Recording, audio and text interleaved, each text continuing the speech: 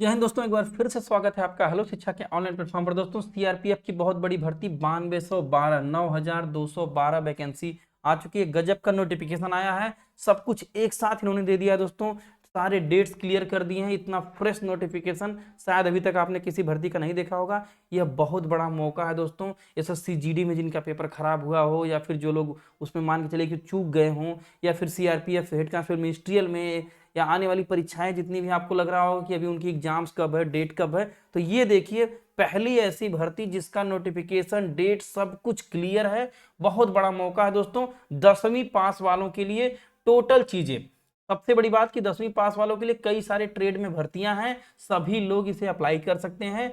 क्या है, जरूरी डॉक्यूमेंट कुछ बनवा लेना है, उसके लिए क्या सिस्टम है, कौन कौन से डॉक्यूमेंट आपको अपने रेडी करके रखने हैं। सीधे आपको नोटिफिकेशन पर लेकर चलते हैं। नोटिफिकेशन में क्या लिखा है ऑथेंटिक तरीके से आपको बताने की कोशिश करेंगे। कब से फॉर्म भरना है, क्या है, सारी डिटेल दूंगा दोस्तों। ओरिजिनल नोटिफिकेशन आपके सामने है। अब देखिए डेट कब है इसका, कब जो है स्टार्ट होने वाली है, कब इसका फॉर्म भरा जाने वाला है, उसका डेट देख लीजिए 27/3 को, यानी कि आज 16 है, 27 से इसका आवेदन किया जाना है, ऑफिशियल डेट है। इसके बाद जो है बाकी फीस पेमेंट वगैरह का जो है 25 से 4 तक चलता रहेगा। और release of admit card for computer based, हमेशा डिस्टर्ब किए रहता था कब एडमिट कार्ड आएगा, कब एडमिट कार्ड आएगा, लेकिन यहां पर उसका इन्होंने पहले ही सोल्यूशन दे दिया है कि 20/6/2023 से लेकर के 25/6/2023 के बीच में एडमिट कार्ड सबका अवेलेबल हो जाएगा। बहुत बड़ी बात है दोस्तों। अगर ऐसा प्रयास अब सारी एजेंसियां करने लगे, सब कुछ पहले से क्लियर कर दे, तो स्टूडेंट के लिए बहुत ही गोल्डन चांस हो जाता है।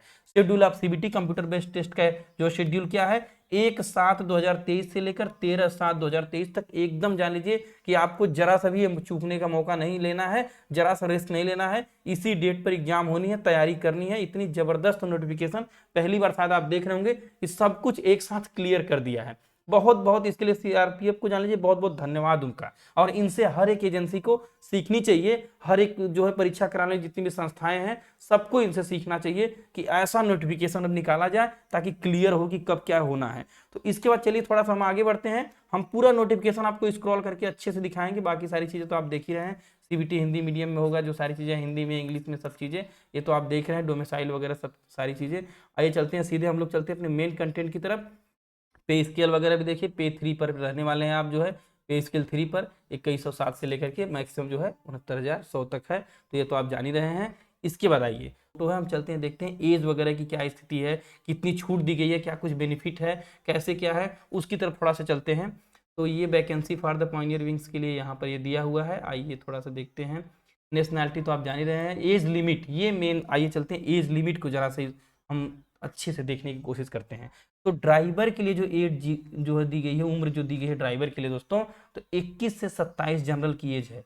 21 से 27 इसको ध्यान रखेंगे। इसका कैलकुलेशन कब से होगा, 21 से 27 साल जो है यहाँ पर दिया हुआ है, 21 से 27 साल। और कैलकुलेशन की बात करें तो 1/8/2023 से कैलकुलेशन होगा। मतलब इसको भी आप ध्यान रखिए। मतलब आपका डेट ऑफ बर्थ 2/8/1996 से लेकर के 1/8/2002 के बीच के आप जो है होने चाहिए। ये तो एक रेंज है। मेन आपको ध्यान देना है 21 से 27 साल का जो है इन्होंने एक अच्छा खासा एज गैप दिया हुआ है। और 1/8/2023 को आपका डेट कैलकुलेशन किया जाएगा, कैलकुलेट किया जाएगा एज। इसको आप ध्यान रखेंगे।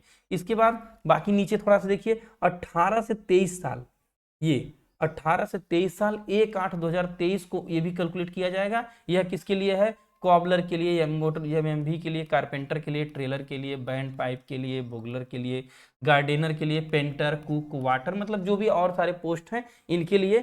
ड्राइवर को छोड़ करके 18 से 23 साल सबके लिए है। तो एज को आपने अच्छे से समझ लिया दोस्तों। और रिलैक्सेशन वगैरह जो एज यूजुअल रहता है, 5 साल SC ST के लिए, 3 साल OBC के लिए, एक सर्विसमैन के लिए 3 साल। तो ये सारी चीजें जो है डिपार्टमेंटल के लिए जो है 5 साल, तो ये जो है दिया हुआ है, इनको आप ध्यान देंगे। रिलैक्सेशन ये पूरा पूरा है। अब हम चलते हैं थोड़ा सा अपने जो है मेन कंटेंट की तरफ कि एजुकेशनल क्वालिफिकेशन का क्या है, इसको जरा सा हम ध्यान देंगे। बाकी छूट वगैरह जो है जैसे एड चीज सब में रखा है इन्होंने। पूरा बहुत ही क्लियर नोटिफिकेशन दिया है दोस्तों, कोई कंफ्यूजन नहीं। अच्छे से सारे बच्चों को समझ में आ जाए, स्टूडेंट्स खुद देखकर जान पाए। क्योंकि हाई स्कूल लेवल पे जब भर्ती लाए हैं तो इनको इतना क्लियर करना पड़ेगा कि हर एक चीज को जो है। अब देखिए एजुकेशनल क्वालिफिकेशन 1/8 को आपके सारे डॉक्यूमेंट और सारी डिग्रियां रेडी होनी चाहिए। मतलब 1/8/2023 को उन्होंने आधार बनाया है डेट को, इसको आप ध्यान रखेंगे। ड्राइवर के लिए देखिए मिनिमम मैट्रिक क्वालिफिकेशन होना चाहिए, और इसके बाद जो है इक्विवेलेंट और इसके जो है, और इसके साथ टेक्निकल क्वालिफिकेशन के लिए लाइसेंस होना बहुत जरूरी है, हैवी वाला, ये ध्यान दीजिए, हैवी लाइसेंस। नोटिफिकेशन से क्या होता है कि जब आप नोटिफिकेशन से देखते हैं तो आपको चीजें ऑथेंटिक मिलती है दोस्तों, और बाकी यूट्यूब पर कुछ भी आकर लोग बोलते हैं वैसे बोल देना, बता देना, वो बहुत ही ऑथेंटिक मैं उसको नहीं मानता हूँ। लेकिन नोटिफिकेशन से जो मैं आपको दे रहा हूँ एकदम 100% ऑथेंटिक चीजें हैं। थोड़ा सा इसमें भले आपको बोरिंग लग रहा होगा, लेकिन आप ध्यान देंगे समझ जाएंगे। तो ये ड्राइवर वाले के लिए क्या आपने मैंने क्वालिफिकेशन बताया कि हाई स्कूल होना चाहिए और हैवी वाला लाइसेंस होना चाहिए। बाकी के लिए आप देख रहे हैं हाई स्कूल जो है, हाई स्कूल पास होना चाहिए, अलग अलग टेक्निकल क्वालिफिकेशन सबके लिए है, जो है सारी चीजें यहाँ पर दी हुई हैं। मेन ड्राइवर का आपको हैवी वाला लाइसेंस चाहिए, बाकी सबके लिए नॉर्मल आपका हाई स्कूल पास होनी चाहिए, उनके लिए कोई विशेष उसकी बात नहीं की गई है। अब अप्लाई वगैरह तो ऑनलाइन मोड में है, इसके लिए बहुत कुछ नहीं। हाँ, फीस की बात करें तो वही 100 रुपीज़ है, और SC ST के लिए छूट है, तो इसको तो जान ही रहे हैं आप जो है।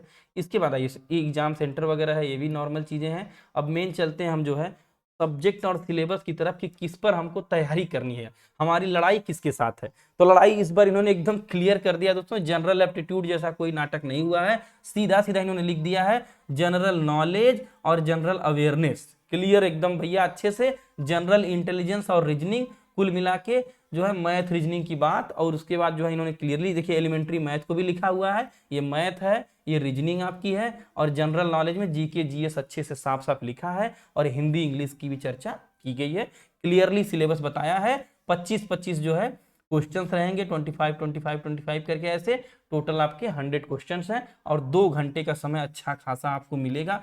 इसलिए मैंने कहा दोस्तों बहुत बड़ा मौका है, अभी अंत तक बने रहिए, मैं आगे भी आपको बहुत सारी चीजें इसमें बताऊंगा जो लगेगा आपको कि इसके लिए आपको जी जान लगा देना चाहिए अगर आप गवर्नमेंट जॉब में आना चाहते हैं तो। अगर और भी तैयारी आपका किसी बड़े पदों पर जाना है तो बेस्ट ऑफ लक उसके लिए। लेकिन हाँ, जिसको गवर्नमेंट जॉब में सेलेक्ट होना है, SSC GD में अगर जो कोई गड़बड़ चूक गया होगा, या फिर SSC GD में होता है ना कि पेपर खराब हो गया, या आपने जो अभी तक परीक्षाएं दिया कहीं पर बहुत सफलता नहीं मिली, तो आपके लिए बेस्ट ये जान लीजिए है दोस्तों।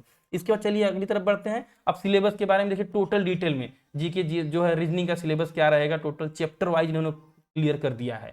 उसका GS GK का भी सिलेबस चैप्टर वाइज क्लियर किया है। मैं आपको इसको हिंदी में भी कहेंगे तो वर्जन चैनल पर अपलोड करवा दूंगा, वो भी आपको मिल जाएगा। हिंदी इंग्लिश देखिए, ग्रामर का भी टोटल जो है इन्होंने दिया हुआ है।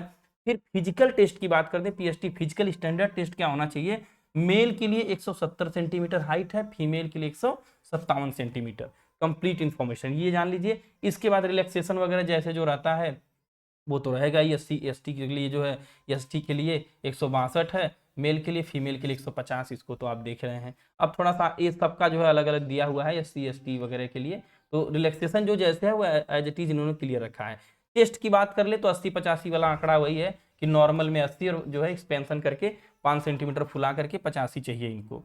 तो ये भी आप इसमें भी रिलैक्सेशन जैसे होना चाहिए वैसे है। इसके बाद आगे बढ़ते हैं दोस्तों, आइए देखते हैं यहाँ पर ये पदों का जो है रनिंग का, अगर पूछते हैं बार बार कि रनिंग कितनी है, तो इस पे भी देख लीजिए। 5 किलोमीटर जो है मेल के लिए, और 1.6 किलोमीटर जो है फीमेल के लिए। मेल का टाइमिंग है 24 मिनट और फीमेल का 8.5 मिनट दिया हुआ है, इसको भी आप ध्यान रखेंगे। इसी तरह से आगे चलिए देखते हैं ट्रेड्स टेस्ट के लिए, जो ट्रेड का भी टेस्ट होगा, जो अलग अलग ट्रेड में है तो उन पर क्या कैसे चीजें हैं, उनके लिए पेज नंबर 21 की तरफ देखते हैं। 21 में ट्रेड टेस्ट, हाँ ये देखिए 21 में ट्रेड टेस्ट आपको दिया है 12 नंबर पे, इसको थोड़ा सा ध्यान दीजिए। ड्राइवर वगैरह हैं तो नॉलेज ऑफ ड्राइविंग ट्रेड वगैरह का, उसका जो है आपका हैंडलिंग का सारी चीज़ों का टेस्ट होगा। फिटर हैं तो उसके लिए टेस्ट होगा। तो ये सारी चीज़ें क्लियर करके इन्होंने बताया दोस्तों किस कैसे कैसे आपका किस प्रोसेस में सिलेक्शन होगा। डॉक्यूमेंट वेरिफिकेशन, डॉक्यूमेंट वगैरह। हाँ, एक चीज़ मैंने इसमें और नोटिस किया, एग्जाम में क्या क्या डॉक्यूमेंट ले जाना है वो सारी चीज़ें इन्होंने क्लियरली बता दिया है, कुछ भी मतलब इन्होंने हिडन नहीं रखा है। उसको भी मैं आपको दिखाता हूँ, ये देखिए यहाँ पर एडमिट कार्ड के साथ फॉलो डॉक्यूमेंट्स जाएंगे जो है, इसको भी देखिए। Following original valid photo ID, Aadhaar card, voter ID, driving license, pan card, passport, employer ID या एनी अदर फोटो ID। इतना क्लियर नोटिफिकेशन दोस्तों मुझे नहीं लगता है कि शायद अभी तक आपको मिला होगा। बाकी सारी चीज़ें ट्रेड वगैरह में कितना रिजर्वेशन किसको है वो भी यहाँ पर इन्होंने दिया हुआ है। ये हमारा टेलीग्राम ग्रुप है जिस पर हमारी लगातार क्लासेस, GK GS की क्लासेस, स्टैटिक की क्लासेस, जो भी आपकी प्रॉब्लम से भर्ती रिलेटेड उन सब पे डिस्कशन किया जाता है। सब्सक्राइब करें, जुड़िए हेलो शिक्षा के साथ, पढ़ते रहिए। जय हिंद, जय भारत।